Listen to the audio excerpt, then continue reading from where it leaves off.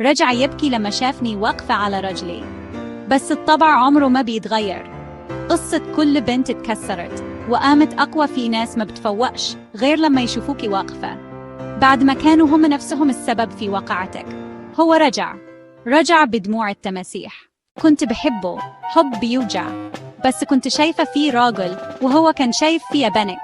كنت بديله من وقتي، من فلوسي، من روحي، وهو كان بياخد ويقول شكرا كأنها صدقة. وأمه شيطان صغير على هيئة ست كانت دايما بتقولي في عيني انتي مش كفاية لابني. ورغم كده كنت متمسكة بيه، ولما سابني كنت هموت من القهر.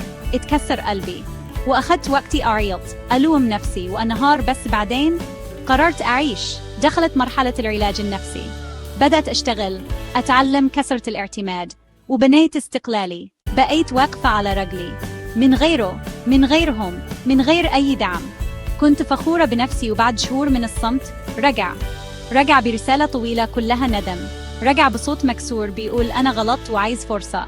قال أنا اتغيرت وعايز أعوضك. أنا صدقته، قلبي رق، قلت يمكن اتعلم. اديت له فرصة، بس الكلب اللي بيعض عمره ما بيبقى قاط. رجع تاني كذب، رجع تاني يستغل، رجع تاني زي ما هو. ويمكن أوحش المرة دي مفيش دموع، مفيش انهيار، في هدوء وقوة وقرار. قلت له جملة واحدة: أنا اتغيرت بس أنت لا. وبيني وبينك الفرق بقى كبير قوي. لو مريتي بتجربة شبه كده اعرفي إنك مش ضعيفة، وإن أقوى انتقام هو إنك تنجحي وتنسيهم تماماً.